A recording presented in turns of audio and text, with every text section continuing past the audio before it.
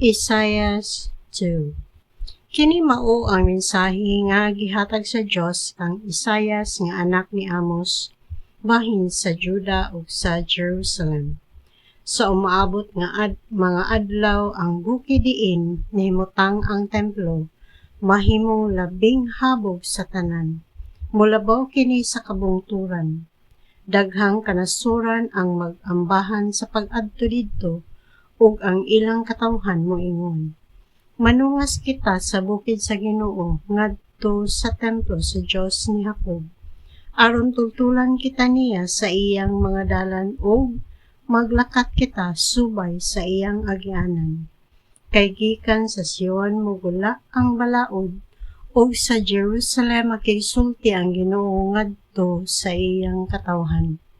Husayo niya ang kanasuran ug hukman ang daghang katawhan. Ang ilang mga espada himuon nilang punta sa daro, ug himuong galab ang ilang mga bangkaw.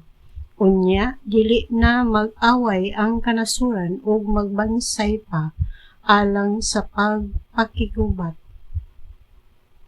O mga kaliwat ni Jacob, ngari, manlakaw kita subay sa kahayag sa Ginoo. O Dios, gisalikway mo ang imong katawhan ang mga kaliwat ni Jacob, kay daghan na ang mga naghimog sa lamang kagikan sa sidlakan o sa Filistia, o gisunod nila ang mga buhat sa mga langyaw. Daghang plata o bulawan ang ilang yuta ug naghingapin ang ilang bahandi. Daghan silag mga kabayo ug dili maihap ang ilang mga karwahe. Nalukop sa mga Diyos-Diyos ang ilang yuta ug nagsimba sila sa mga binuhat sa ilang mga kamot. Silang tanan, maulawan gayud, ayaw sila pasaylua o Ginoo.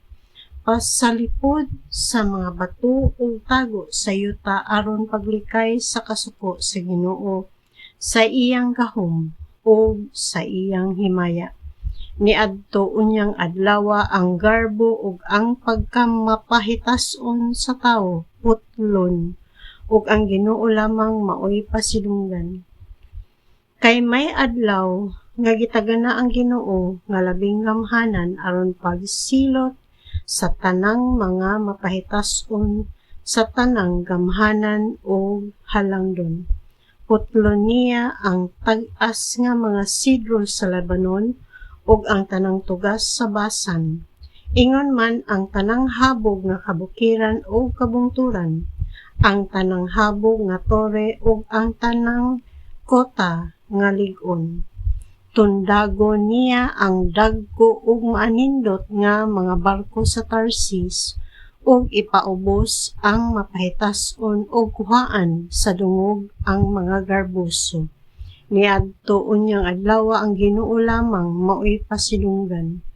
Ang mga Diyos hingpit nga mahanaw, ug ang katawhan manulod sa mga lungib, diha sa mga pangpang ug sa mga lungag sa yuta aron paglikay sa kasuko sa Ginoo ug sa iyang gahom ug himaya, inig-anhi niya aron pagsilot sa kalibutan. Niadto unyang adlaw ilabay sa katawhan ngadto sa mga ilaga ug sa mga kabog ang ilang mga Diyos nga plata ug bulawan.